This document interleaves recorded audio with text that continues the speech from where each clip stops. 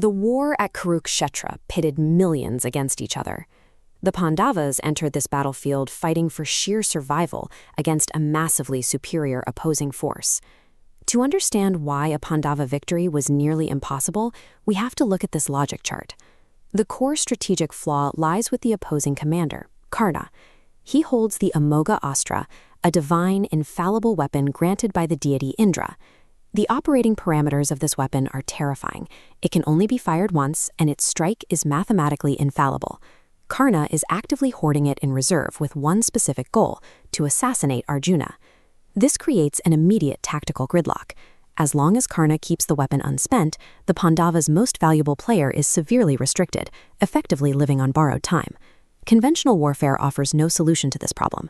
To win the war, the Pandavas must find a way to disarm a weapon that cannot be blocked, dodged, or stopped. Ancient Indian warfare operated on a strict, sacred code. At sunset, all combat completely ceases, and armies retreat to their camps to rest.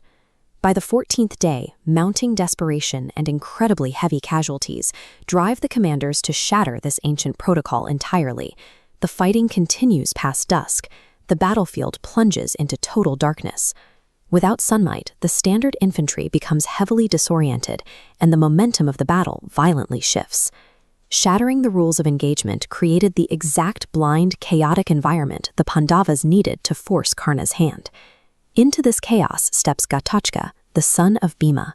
He belongs to the rakshasa lineage, meaning he is biologically distinct from every other soldier on the field. Rakshasa physiology operates on an environmental mechanic. Under the cover of night, their physical size, raw kinetic strength, and ability to project illusions scale exponentially.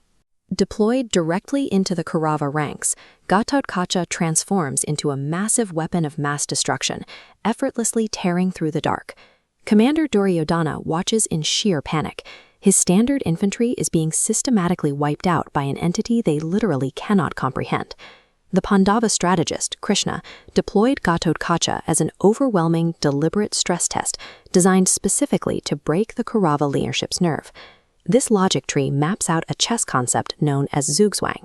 It is a situation where a player is forced to make a move, but any available move will severely damage their own position. As Duryodhana begs Karna to stop the massacre, Karna is trapped. Option A.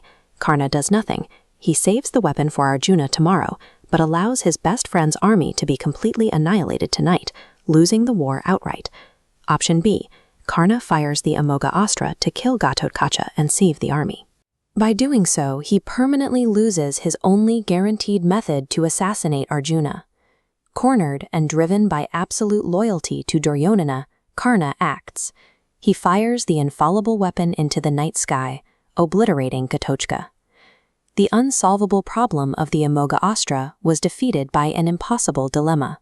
Krishna engineered a scenario where the enemy had no choice but to voluntarily disarm themselves.